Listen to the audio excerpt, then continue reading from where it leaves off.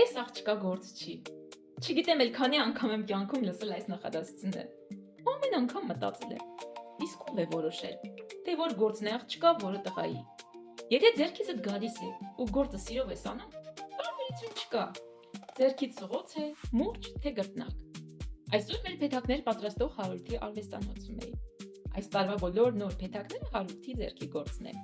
Դե ինքն էլ արդեն սովորել է, որ ես ցանկացած պահի կարող եմ հայտնվել ու ասել. լսի նոր գաղափար ունեմ։ Այսօր էլ հենց այդ օրերից մեկն է։ Հասա, տեսնեմ ֆորով նոր փայտ են բերել։ Ասեցի մի րոպե, ես էլ եմ ուզում օգնել։ Եթե մի բան կարելի է սովորել, ես անպայման պիտի փորձեմ։ Մի պահ նկատեցի, ֆորի վարորդը անհանգիստ ինձ է նայում։ Հետո լսեցի, ոնց է Հարութին կամաց հարցնում. Ֆորը քշել չի ուզում, չէ՞, ձեր հաճախորդը։ Ասեցի, չէ, հանգիստ եղեք, այսօր դրա օրը չի։ Փեթակը սարքեցինք, բայց իմ աչքը մնացել էր մի անկյունում դրված փայտի ավելցուկների վրա։ Օփսոս էին։ Մտածեցի մի բան սարքեմ։ Արագ գնացի լվացարան գնեցի ու հետ եկա։ Սկսեցի չափագրել, կտրել ու անցա հավաքելու գործին։ Գլխիս մեջ լրիվ պատկերը կար։ Ուղղակի չափը պիտի այնպես լիներ, որ մեքենայի մեջ տեղավորվեր։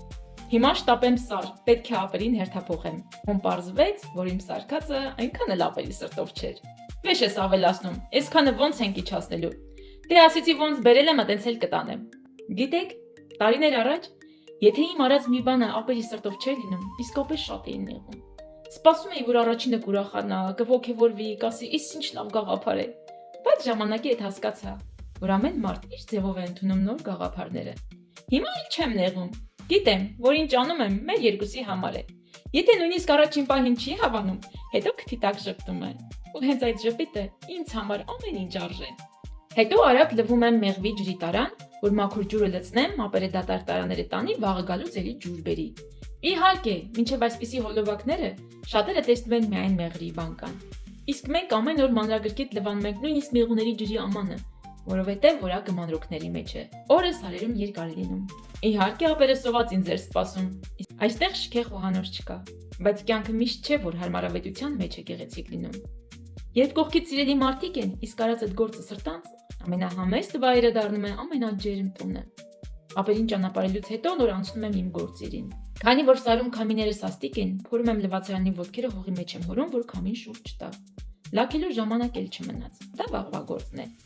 Մի օր այստեղ հյուրեր կգան ու կվայելեն գեղեցիկ բնությունն ու ստեղծած հարմարավետությունները։ Բայց չեն իմանա, որ այդ գեղեցկության հետևում հազարավոր անտեսանելի օրեր են եղել, լի աշխատանքով, հոգատարությամբ ու հավատով։ Իսկ դուք կուզեիք մի օր մեզ հյուր գալ։